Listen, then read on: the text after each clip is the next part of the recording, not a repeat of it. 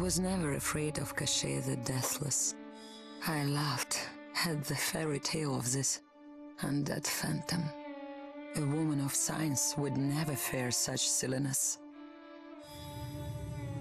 But what do we know?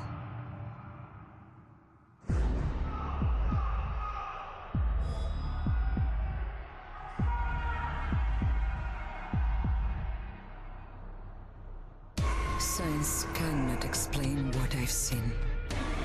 And in the face of such horror, there is no logic.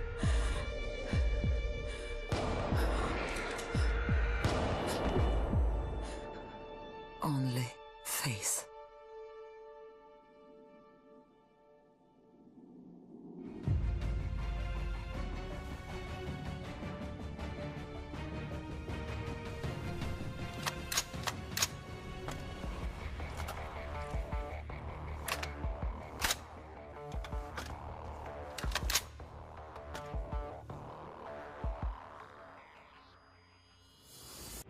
I was just a boy when the Soviet Union collapsed. The nation was divided in two. Those with power and those without. At 8 years old, I learned the price of weakness. And I vowed never to pay that price again. I became the strong man. I gathered wealth, influence, and power. But nature is indifferent to the hierarchy of men. Once more, she burned my world to ashes, leaving only bitterness and the rage I would need to survive.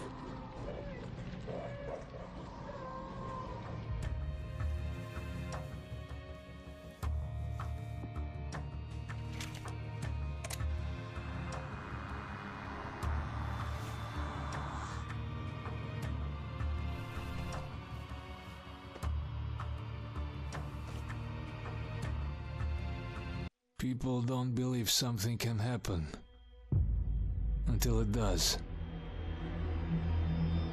They live in cheerful ignorance of the coming storm. I could see nothing else. When it finally arrived, I felt relief. At least now the danger had taken shape. Now, I had a target.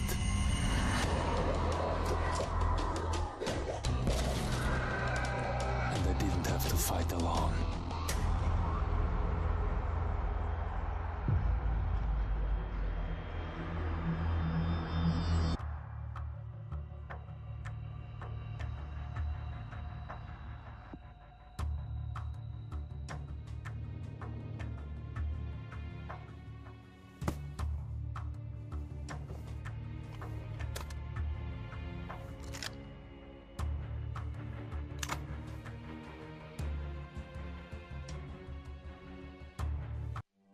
I will not be welcome in the kingdom of heaven.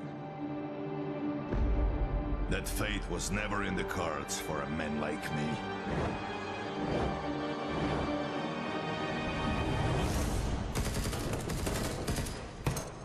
The Lord had other plans.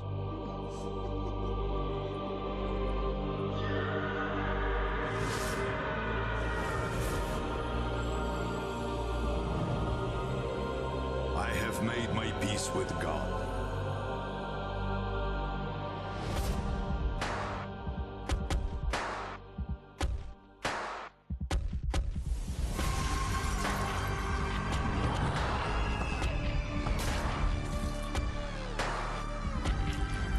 He is with me in this life. And that is enough.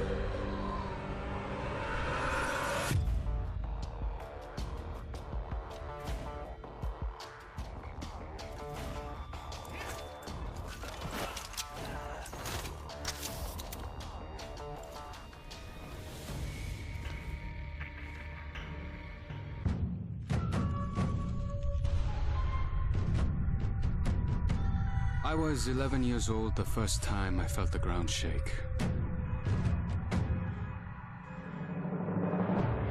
My instinct was to leave. But my grandparents wouldn't hear of it. This is our home, they told me. We don't leave.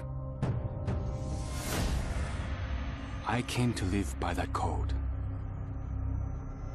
Earthquakes, tsunamis, typhoons, they're all part of life here. We accept them.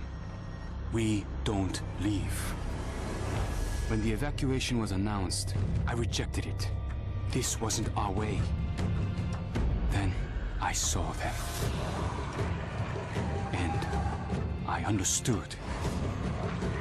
This wasn't another disaster.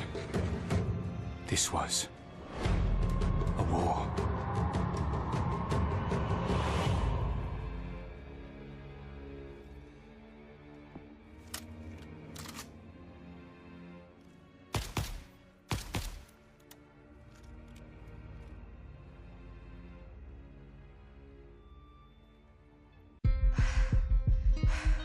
Nobody expected a 9-year-old girl from Tokyo to be fascinated by guns. Nobody imagined a 22-year-old university senior would drop out and train for the biathlon. Nobody believed that the daughter of a salaryman could win Olympic gold. And nobody predicted that a necrotic plague would decimate our planet's population. But life is all about the unforeseen.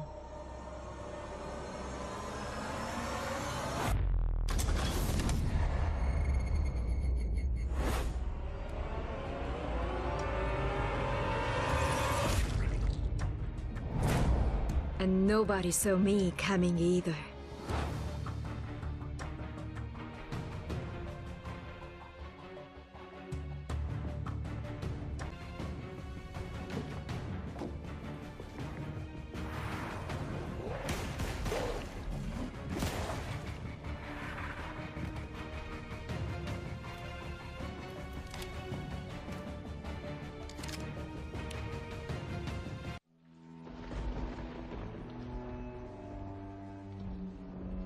I always wanted to be a cop.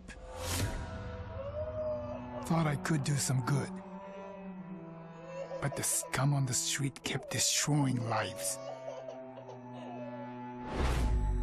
While I was wrapped up in red tape.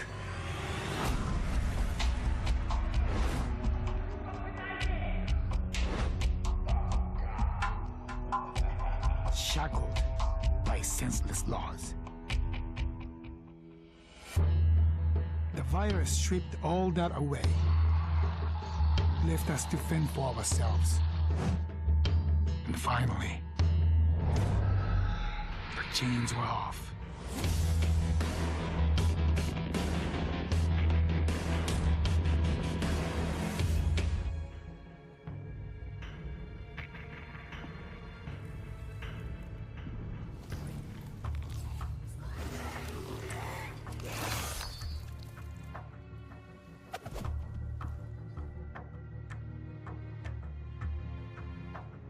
Growing up in Tokyo, you either became a salaryman, or you were a waste. If you asked around, it's safe to say I was the latter. They said I lacked self-control, that I shamed my family. So my father sent me off to relatives in the States. Turns out, Americans care a lot more about earnings than honor. Which worked out fine. Until the Zeke showed up.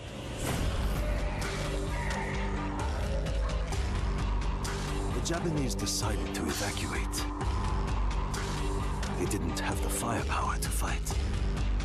But I had special skills. So when everyone else was leaving, I went home.